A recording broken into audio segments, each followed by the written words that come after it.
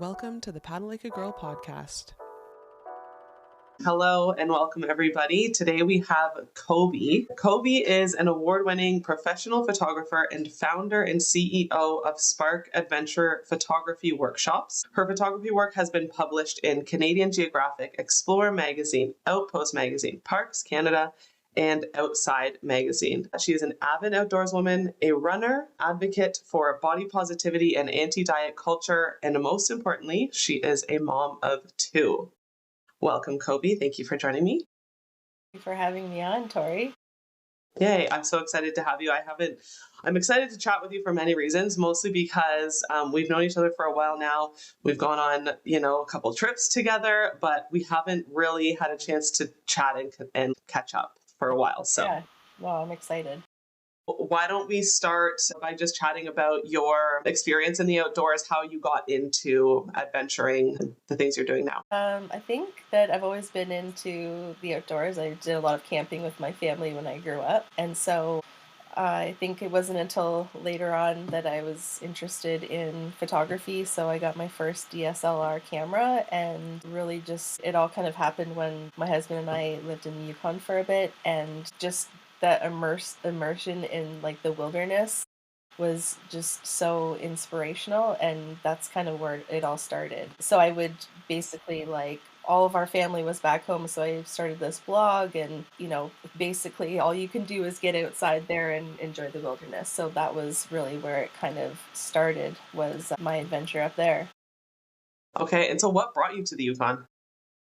Oh my gosh. Well, my husband and I were both working in the environmental sector, and a lot of the funding for those programs got cut that particular year. So we were just like, hey, we can't work in Ontario, so let's just have an adventure. And he got a job up there as an environmental assessment officer in the town of Watson Lake, and we lived there for just over a year. Awesome. So your blog, I guess, was your way of sharing with your family and friends back home, like what you're up to and the things that you're doing. Yes, the wildlife, the scenery, what life was like. Yeah, just really trying to like photograph what life, what life was like in the Yukon where we were living, to just really get people connected to the story that we were living there. Oh, that's so awesome. And so from there, your love for photography kind of grew, basically. Oh, it did, yeah. And when we moved back to Ontario, I took a 6-week workshop, and that was that was it for me. I was hired on by the instructor as an assistant wedding photographer in Guelph. And eventually we moved back to Guelph. My husband went back to school, and then he got a job up in Muskoka. When we moved to Muskoka, I went back to school for photography for a 2-year program, and that just sort of like solidified just my passion for photography. Yeah. Yeah.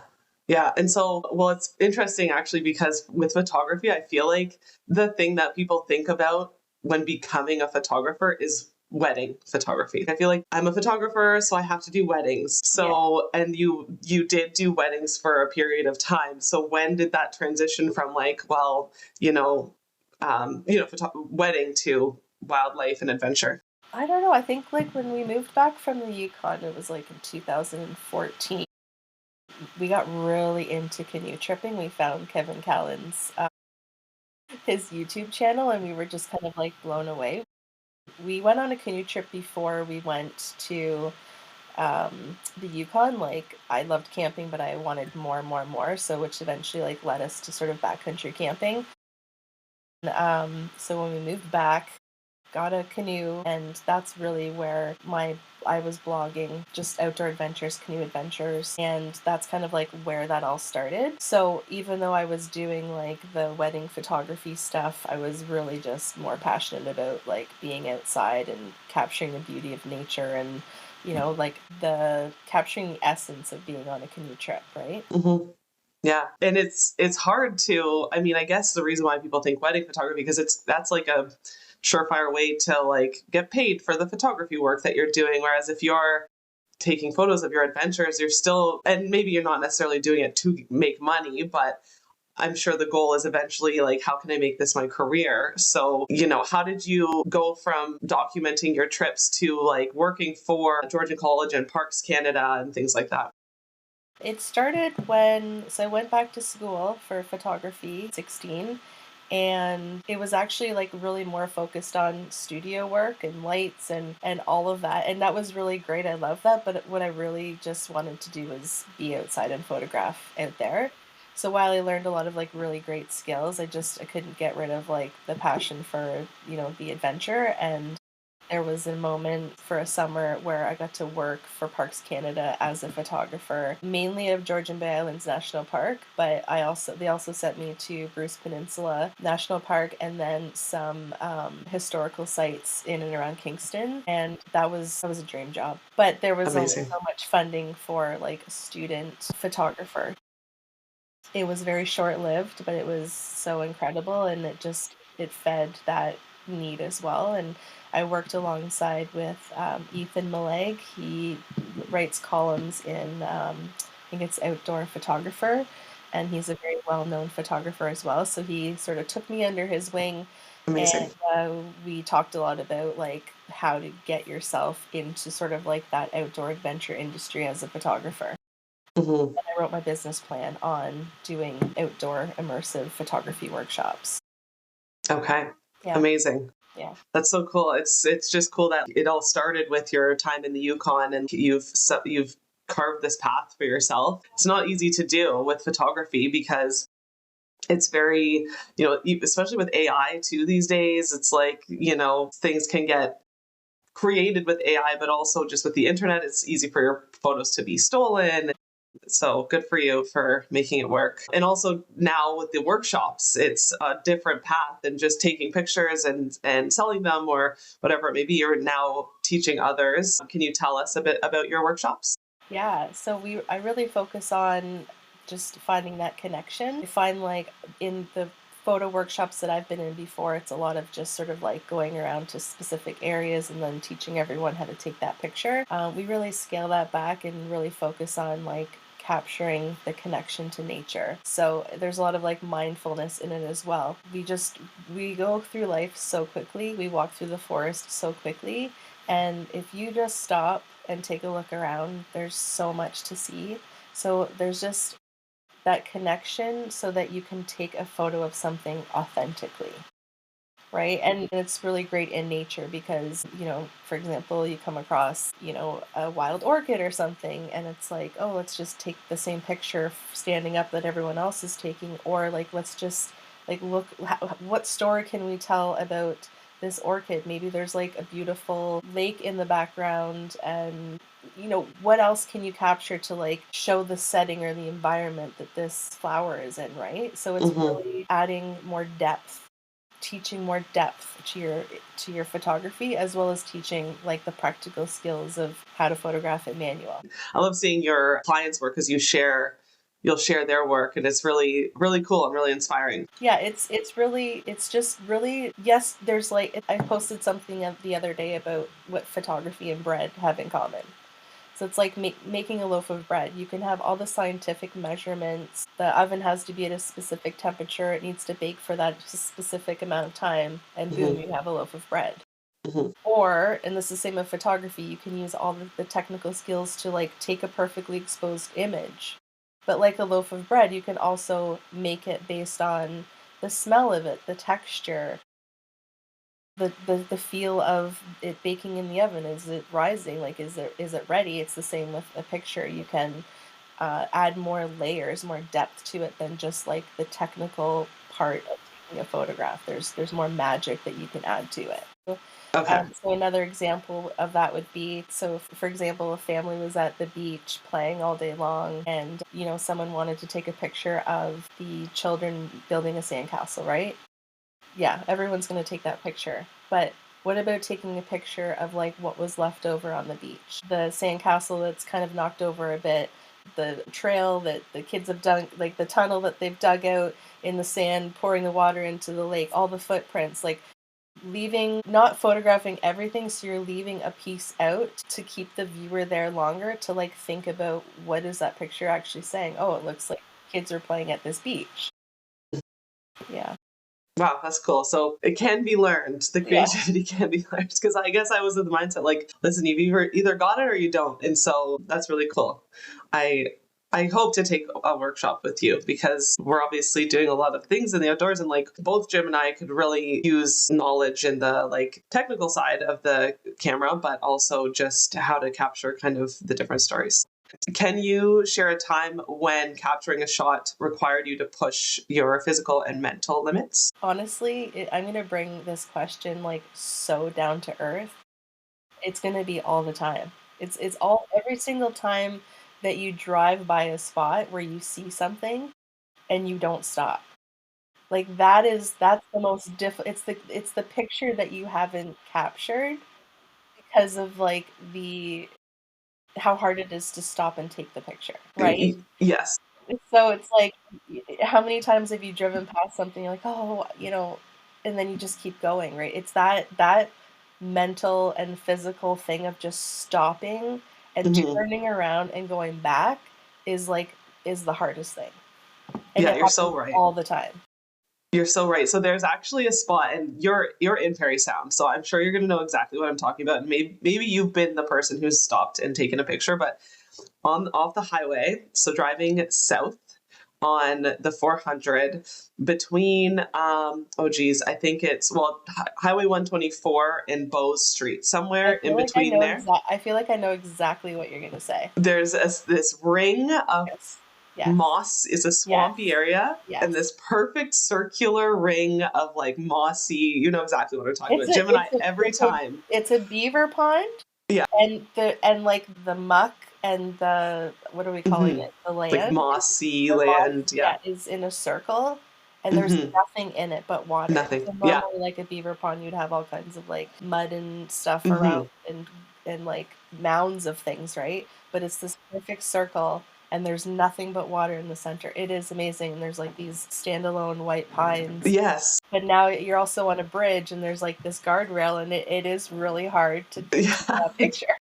It's like dangerous to pull over on the highway to take it. And also, you have to take it from that direction because, well, you don't want to find an alternate route to get there, or the highway is going to be in the background. And so, like, it's when you said those spots that you see all the time and it's too difficult to pull over, that was immediately where my mind went. And I feel like you shared a picture recently, actually, that was like, I drive past this spot all the time and I've never pulled over to take it. That wasn't the spot, though, was it? Or, No, it wasn't. It was okay. going north of town, and you just, and the trees sort of open up a bit, and you look down, and then, like, if you're like me, when you see sort of like, a beaver pond or some sort of swamp, like your heart just starts to ache because you Hmm. love it so much. Yeah. Yeah, so every time, like, I drive outside of town, I see this, I'm like, oh, and I'm asking my husband, like, am I allowed to pull off on the side of the road and then like walk back? He's like, yeah, sure. Oh, Yeah. I finally did it. I'm like, "Today's the day, Sonny, get in the back of the truck. Today's the day Yeah. that I'm going out to take this picture."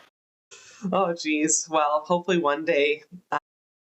Yeah, I don't want to say, pull over at the side of the highway to get that picture, but I'm secretly hoping one day I see it on your feed. Oh, you've given me a challenge. I know, but please don't risk your life. But yeah, one day. And so, what advice would you have for women looking to break into outdoor and adventure photography? I would say that you should just do your own thing. It is photography in general is very male dominated. And especially like in that adventure category, because let's face it, a lot of women are caregivers. So they don't necessarily have all the time in the world to go out on these amazing adventures and capture photographs. So just from that alone, don't worry about what other people are doing and just go and do it because it's your passion that drives you. It's so easy to scroll and see what everyone else is doing, but it's really the only thing that's going to make you continue to take pictures is your passion. And looking at what everyone else is doing is just going to like make you feel really down and Mm. inadequate. And that's not the truth at all. Yeah, it's hard not to compare yourself, especially with just like the easy access to what everybody is doing 24/7. So I think that's really good advice. So you're obviously into canoe tripping. You and I have done a couple epic canoe trips, Yeah. and you're a runner. Yeah. You always inspire me to get back into trying to run because I'm Yeah. definitely not very good at it, but I think it's, it's enjoyable sometimes. What role does nature play in your life?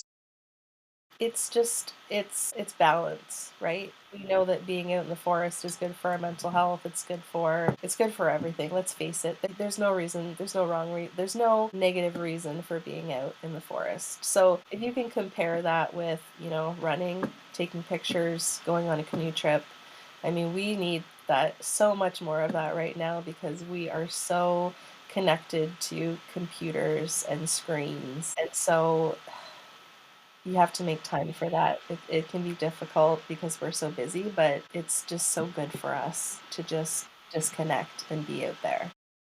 I 100% agree.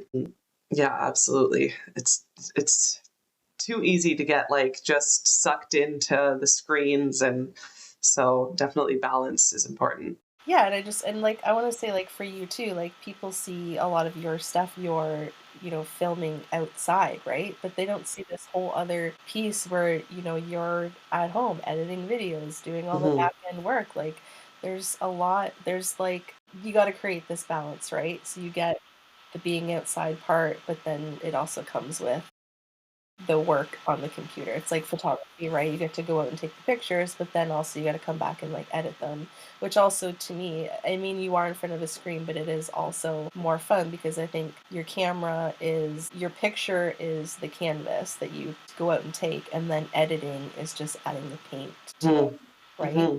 Yeah. So just that balance. Yeah. Very true. And also just speaking of the photography side of things, I think people really, really underestimate the amount of after work that is involved because people think, oh, I'm paying this much for a photographer. Like you're only there for 8 hours. It's like, no, no, no. Yeah. There's so much, majority of your time is probably the editing. Yeah. Every image has to be edited if you're Hmm. photographing it in RAW. Hmm. So, yeah, you have to go through all those pictures, and it's also a skill to be able to, like, cull a lot of the ones Hmm. that aren't good anymore and just let go of them and get rid of them. I hear from people all the time that take my workshop that say, like, "I have, thousands and thousands of pictures, like, I don't know what to get rid of and what not," and so Yeah. I like to, teach this workflow where I, like, put everything in, I go through really quickly and flag everything, and then I just, like, get rid of everything else. It's because it's blurry or someone has a funny face or Right. whatever, right? And just get rid of them. Yeah. Yeah. Yeah. It's hard. It's hard. Especially if like two of them are like super similar and you're like, which one and Yeah. why? Yeah. Yeah. And also just, like, not yeah, like, having the confidence to know, like, which is the better picture. Right. They're Yeah, probably exactly. very similar, so Oh, I have a hard time getting rid of them. And then I end up editing like five of photos that look very, very similar. And yeah, I have just such a hard time deciding which one to get rid of. same. Sorry, back to outdoor adventure. Have you ever faced unexpected challenges during your outdoor adventures, and how did you handle them? Oh my gosh. Honestly, those 2 trips that you and I went on, Gosh. the first one yes, but then thinking about the second one and the Obabaka Lake, Oh my gosh. that and just, both of us being completely solo. I feel like I need to, like, give some context here. Please do. Yeah. Tori and I went on we like to go on these solo but not alone canoe trips. So we have all of our own gear, our own canoes. We're separate but we're together. And we did one in Tamagami, and everything was going really well. And we came out of this creek onto Obabaka Lake, and Obabaka Lake is like I think 18 kilometers long. Something like that. There's no, like, islands or anything. And so we came out at the top end, and the wind had just been, like, ripping up it all day, and we just needed to, like, sneak over to this peninsula where there were some campsites, and we got, like, stuck in these giant whitecaps. Like, I was doing everything I could just to brace my canoe over Hmm. every wave, and then you eventually had to just we were just managing wave by wave, and you ended up, like, way out in the middle of the lake, so far away from me. We can't communicate with each other. There's no cell phones, right? We don't have walkie-talkies, nothing. So you, like, completely disappear on the other end of the lake. I'm still trying to, like, just get myself to shore, and my legs were like falling asleep. And if you've never been able to like move your body from Mhm. them legs falling asleep, it's like excruciating pain. Oh my It just went gosh. on and on. It was just like the most mentally challenging and physically challenging. Mhm. You're asking me about this moment. That was it. Like I had Mhm. some real trauma after that day. Oh yeah. I'm terrified of winds and whitecaps when I'm paddling. I just don't even risk it. Yeah. I just remember like I had pulled over because I was like, this is unsafe. But it was this really rocky shore, and then I see you, and you are still out there. I'm like, I got to stick with her. So I tried to like, because we just had to go to the north shore of the lake, and we were already close to it. We But were so close the to it. way the wind was blowing was it would have been like at our backs, which is kind of dangerous because you can't see the waves coming from behind you, and then you're surfing and it becomes dangerous. So then we were kind of front ferrying in the waves and hoping that the wind would just kind of slowly let us drift back and back to where we needed to be. But you cannot turn around. You can't even paddle. You're literally just paddle in the water 100% of the time to Yeah, prevent yourself from dumping. you're riding one wave at a time. Yeah, and you're just keeping the same angle 100% of the time because it was terrifying. I remember being so terrified, and I was just like, I just had to get to the other shore, Yeah. and you were able to allow it to kind of take you back and back till you got Yeah, to. so, like, if I got a moment, like, I would just, like, back paddle really quickly and then Yeah, have to, like, brace myself over, like, these waves, and yeah, so eventually I did get back to I drifted far enough back. This just took forever, though, like, hmm you were like, think about this massive lake, and Tori is like, I see her getting further and further away from me, and now you're like, I can't even see you. I land on a campsite finally, and just like I don't even remember. My again, my legs were in excruciating pain because they were falling asleep, and then also like, how do I find you?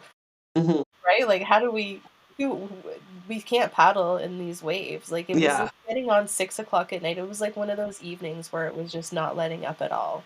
And I think there was like a storm brewing too. So yeah. I think there was a storm that night. Remember that?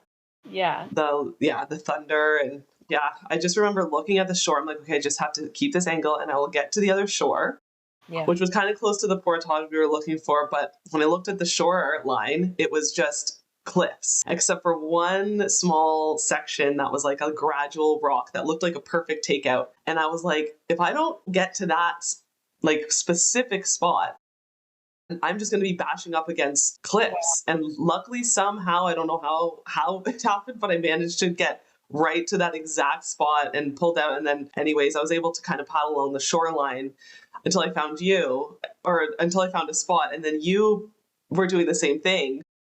yeah. I kind of just stayed on the campsite for a really long time Yeah. until I thought that the waves kind of let up, and like it's hmm getting to be like 8 o'clock now. hmm And so I don't know why I moved campsites. I don't I think my thought was just to get closer to the portage. Like maybe that's where I was gonna like find you eventually. Yeah. That's where we were going the next day. Yeah. And so I muster up the courage to get in my canoe, and I start, paddling. The waves were a little bit better. And then all of a sudden I hear this like voice screaming at me, and it was you. You had somehow like paddled back down the length of the lake to, like, where I was and was on this campsite. I don't even know how we found each other.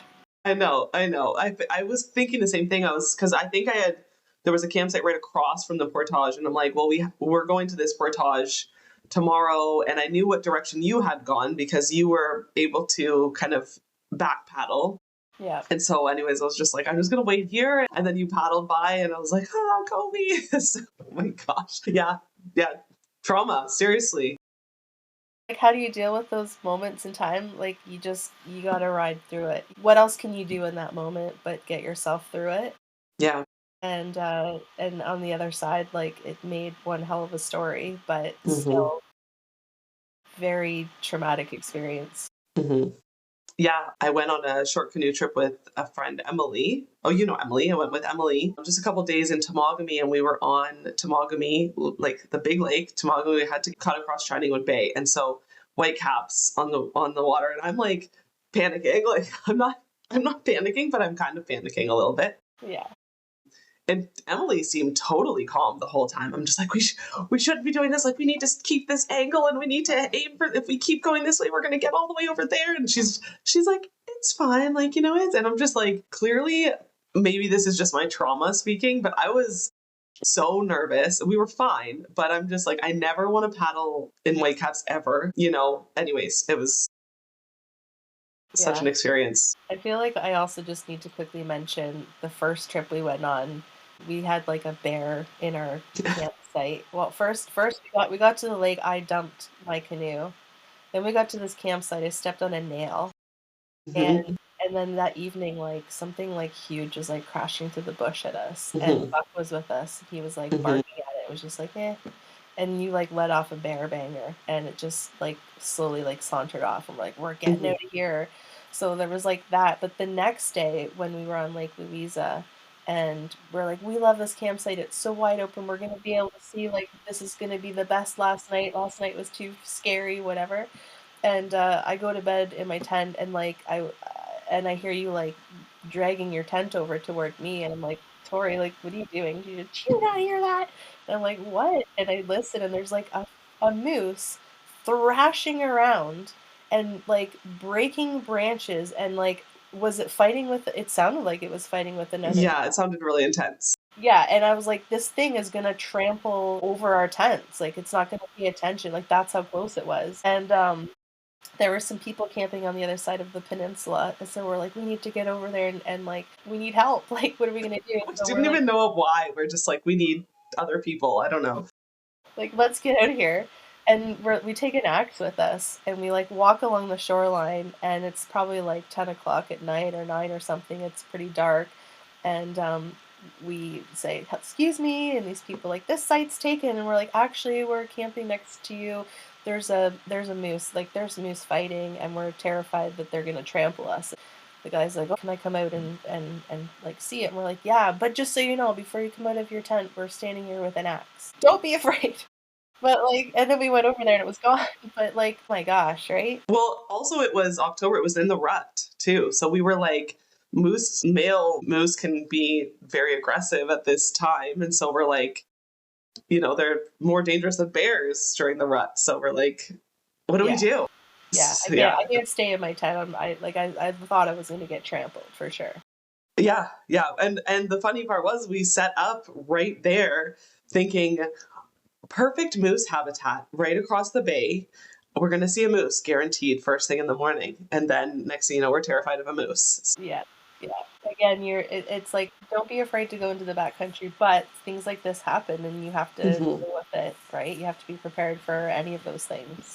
Absolutely. Yeah, it was a big lesson in like staying calm, I guess. I don't know. I feel like I do kind of get a little panicky and I start making not the best decisions. So, it's just a lesson. Yeah. Is to keep your cool head and like make rational decisions. Yeah. So, yeah. Things can escalate quickly. Yeah. So, yeah. Good advice. Big time. Yeah. That was the trip. Whenever I talk about like what was the inspiration behind Paddle Like a Girl, it was that Algonquin trip with the bear and the moose. Wow. That was the trip that, kind of sparked it all. So thank you for inviting me along on what was to be your solo trip initially. Yeah. I'm really glad that we did that because it sparked a great friendship. So yeah, and I'd love to hopefully start tripping again with you. Yeah. I know, like, we've just been busy. We had our first two at the time. They were just over a year. Yeah. And then, now we have our second two. So it's hard. It's hard to find time. But it is. One day we'll get back out there for sure. It's the best way to trip, I think. Is. Yeah. And I think like just being able to do it on your own, right? Like for the longest time, like I always thought that I needed to like have my husband there to have like, portage the canoe or like pack all the bags and all that kind of stuff, right? I was relying on somebody else to get me out there. And it was like when I finally realized and like mustered up the courage to like do it all myself, learn the skills that I needed to learn to do it, it just opened up a whole opportunity for freedom. And one of the things for me is like when I'm paddling with him, he's like A to B, A to B, A to B. And I'm like, I want to stop and take pictures, right? Hmm. So it's better for me just to go on my own or paddle my own canoe when I can stop whenever I want and just like have the experience that I want. Big time. Yeah. Yeah, similar with me. It was like I felt like Jim was always my crutch, right? I'm like, okay, well, he's here, he can handle that or whatever. So just to know that we have the ability to do it all. And Mhm. when we were on our trip, the only thing we did together was set up the tarp. Yeah. And we got firewood together, but Yeah. still we were both doing it and we were both equally as involved. And then everything else is like you're totally self-reliant. Like I'm not the one pulling up the canoe and you're not the one, like Yeah, it's cooking dinner or all whatever. It's like, all yeah. right, my stuff's dealt with, my tent's up, and it's such a fun way to trip because you really just have the companionship. Yeah, sort of experience, right? That immersive Hmm. experience. It's nice to share it with somebody else, right? Just for me, like I love physical like type 2 things, right? Hmm. So that paired with like a good buddy, like yeah, there's nothing Totally. better.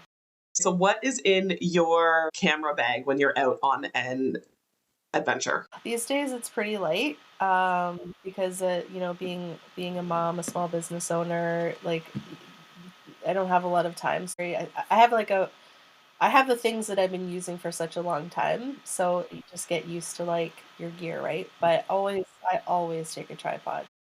That's necessary. And then I have 2 cameras because I don't like changing the lenses all the time, especially if Hmm. you come across wildlife and now you're fumbling trying to like, put your telephoto lens on or something. So I like having 2 separate cameras and that way like, if something happened to one of them, then you have the other one as a backup and they're both slightly different. So I just, have my backpack with a couple of different cameras, lenses, and always my tripod. Okay. Yeah, I feel like sometimes people think tripod is excessive especially if you're on a backcountry trip, but it's so necessary. You have to. I mean, it kind of sucks because they can get really bulky and heavy, but Hmm. a really good sturdy tripod is the only way that you're going to get night pictures or early morning or, even sometimes when you're in the forest during the day, it can be too dark and your ISO is cranked up and sometimes just putting it on tripod will help you get the best settings to take that picture. And you are incredible at the night photography too. Oh my gosh. Like one of my favorite photos from our Temagami trip was that one with the kids on the dock and so incredible. Yeah. Yeah, there was a couple of kids. Well, we just we showed up the first night to go on a canoe trip and this family crashes through the portage with was there 2 or 3 kids? 3 kids. 3 okay, 3 kids on a canoe trip. They're getting to the portage at like 10 o'clock at night. They're not even like at their Pitch campsite blackout. yet. Yeah. Yeah, pitch black, and we're just night one, and these kids are sitting on the dock while the parents go back to get all the other gear, and they've got like their headlamps on, and like right behind them is like the Milky Way. Hmm. I was like, Oh, guys, I so want to take incredible. a picture of you. So they let me take a picture, and I sent it to their mom, and then their grandfather got in touch with me and bought like a massive blown Oh, up image of oh my this gosh. picture. Yeah, Amazing. of Yeah, their I'm not their surprised. fireplace. Yeah. They're not even my kids, and I want to buy the picture because it's so incredible. Like it's so what an awesome thing for that family to have. Yeah. Yeah, I mean, like, they're in on it this memory of the canoe trip, Yes. what were the parents doing? They were off getting the Hmm. gear, and here the kids are, 3 of them sitting on the edge of the dock just chilling, like, wow. Yeah, 3 kids on a canoe trip? I know. I know. Wild. Yeah. So cool. So good for them, eh? Yeah. And what would be your best tip for someone who wants to explore the backcountry but feels intimidated? I would just say, like, the more you know, the more confident you get and the more experience. So, like when there was a lot of intimidation, like I was scared, terrified of water, but the more that I exposed myself to it and tried doing it, the more confidence you get. So, the more you can do things on your own, the more you're going to be able to take care of yourself out there if something happens, right? And it's like being able to be prepared is going to give you more confidence. Mhm. 100%. Yeah. So just basically get out there, get started. You got to do And it. Like yeah. take a workshop from Tori. Like that was the other thing is like how do you even like plan a like or a Hmm. trip? Like there's Right. so many unknowns, right? If you've never done it before, like it's a huge learning curve. Like there's map Yeah. reading, there's distances, there's so many things, right? We're not even Hmm. talking about like gear and stuff. So like yeah, get yourself knowledge, learn from somebody that's doing it or take a workshop or go with a friend and like do these experiences together. Yeah. Yeah. Big time. Yeah. And there's so much online, like so many videos. But yeah, I always say just like start small and then you learn. The more you go, the more yeah, it's a great piece of advice for sure. All right. So, one thing that I admire about you that you're very vocal about is body positivity, especially, in the outdoors and as a runner. So, I guess my question would be what inspires you to stay vocal about it? I think the inspiration is my children. Okay. Yeah, I think that, when I was growing up, I had like my grade 10 teacher told me that, fat people would never, or can't run. So I just believed that my whole life that I could Hmm. never run. And then I don't even know how or why I started. It was in like 2019 or something. I thought, you know what, I'm just gonna give it a chance, right? And I love it. I get the best ideas when I'm Hmm. running. And so I also just want to show my children that like anybody can run. It doesn't matter what size it is. And also that I only started running when I was in my 40s. So I wish that I had different advice before because I would have started running a long time ago because I get the best ideas when I go for a run, and it's really like a mental health thing. I love it. I also am just completely amazed that Hmm. my body can do that when I was always told that it can't. So there's that part. And it's changing now. I mean, thanks to people like you, and like there's so many more bigger bodies who are out there in the public space saying like, hey, like anybody can run. And so I think it's really important that you continue to talk about it, because then the next generation or your kids, my kids, hopefully you won't have that assumption or be told that, because they're going to see it and Yeah. you're just proving that that's incorrect. Yeah, like my inspiration is her Instagram handles the Mirnovator. Oh yeah, yeah. Yeah, she's incredible. She is a woman of color plus size. She runs 50 plus mile ultra marathons, and she is like an ambassador for Garmin, Lululemon. There's a whole bunch. Like she is just such an incredible advocate and role model. Just seeing yourself represented in other spaces is really inspiring. Yeah. Yeah, keeps you going, which is great. I have a book. I think it features 5 women who are doing awesome things in the outdoors, and she's and in Myrna Vader, I think. Yeah. Yeah, so incredible. We need people to just be sharing their stories, because times are changing, which is good. But again, that's thanks to Yeah. the people who are sharing their stories. Yeah. I think like that helps to change, like you said, to change the narrative around it, to see more diversity, right? Hmm. So being an ally for that is an amazing way to like help spread the word and just Hmm. supportive of Yeah. everybody that's, allowed to be outdoors. Like no rules. It's benefits everyone and whoever told us that it had to be, thin white guys, like, Yeah, right? No. exactly. Yeah, I love following and seeing just more and more representation in the outdoors and running, and because And it it's like keeps you me said, motivated. it keeps you motivated. Like you said, there's like a lot of movements happening, and there's power in yeah, just seeing that representation of like yourself or myself or anyone, and just being that support and that ally. Yeah. And especially now with kids too, right? As you have a daughter. And Mhm. so it's like you want to make sure, and your son, you want to make sure that they are seeing positive role models. And so all they're going to know of mom is she's a runner and she goes on canoe trips and she's a photographer and she's an entrepreneur and she's a badass. It has nothing to do with what you look like. Yeah. Yeah, it's up to Yeah. us to like show and teach that, right? It's up to us to create the change that we want to see. 100%. Yeah. Yeah. Have you encountered personal or professional challenges as a woman in the outdoor space? Yes, absolutely. One thing that comes to mind, the other day, I was looking for some photography magazines to pitch some stories to, and I came across an outdoors one, and I looked at all the contributors, and I scrolled and I scrolled and I scrolled and I scrolled, and there was not one woman contributing Wow. to that magazine. And I was like, wow, this is unethical. First of all, you need everybody's voice to be included.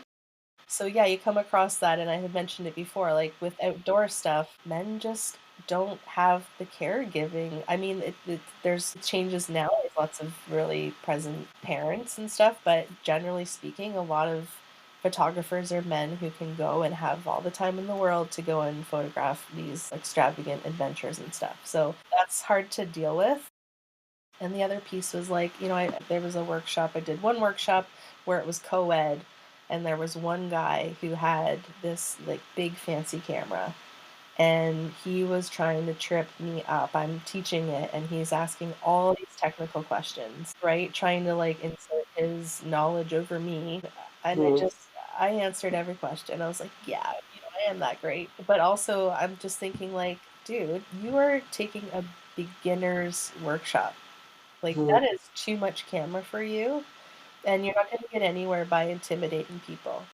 So that's like there's too much of that, and that's why I solely focus on, like, women non-binary workshops, because that is just such a great community Yeah. and environment for teaching and learning and supporting.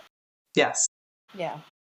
Yeah. And the reason being because everything is in that space, it's male dominated. And so they're already probably going into your workshop with the idea of like, okay, I can be vulnerable here. I can, because you've experienced it yourself. Yeah, like right? not being afraid to ask a question for fear of looking like you don't know something, because buddy next to you keeps asking all these really technical questions, and now Right. you're afraid to even get what you need out of the workshop. At the Hamilton Adventure Expo, I did a little intro or a little like lesson on how to lift the canoe, right? So I had, the canoe in my booth, and there was a certain time where it's like, okay, come to Paddle Like a Girl booth and Tori will teach you how to lift the canoe. And so it was great. Like people were there and people were coming up to try it. And there was this guy with his coffee and watching, and Sherry came over and she's like, I think this guy wants to show you a better way to lift the canoe. And I was like, okay, let him come on up. And he came up and he was really nice. And he's like, can I give it a try? I haven't done it in a while. I'm like, yeah, absolutely. Like, go ahead. And then he did it. And of course starts, this is how you do it. And like showing like smacking the bottom of the canoe and like this, so you got to put your hand here. And I'm just like, okay, yeah, there's definitely many different ways to do it and what feels most comfortable for you.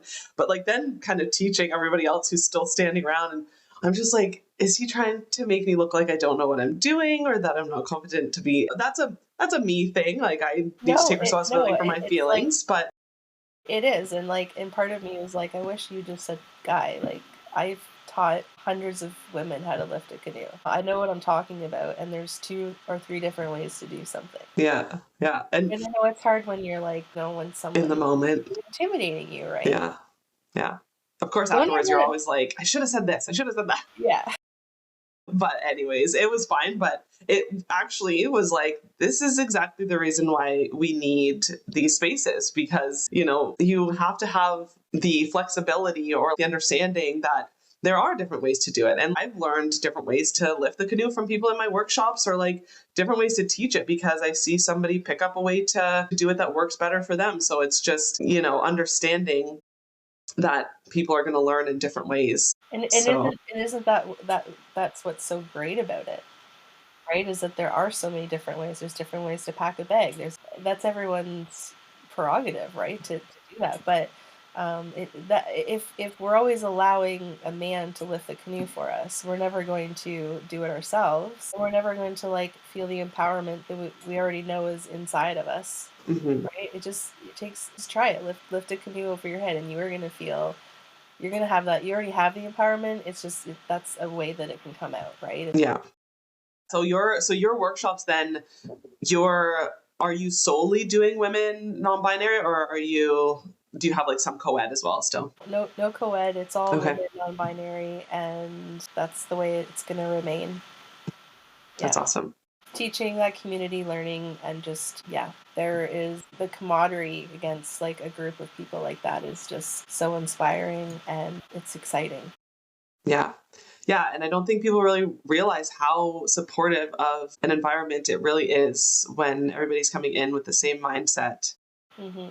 It makes a huge difference. Let's chat about motherhood. I know that what I love about you is you're a mom and a role model to your kids first. That's kind of what I gather from just knowing you. And how has becoming a mother influenced your perspective on adventure and photography? It's quite wonderful actually. I never used to really care about spring, and now like just watching it through my child's eyes is like Mm.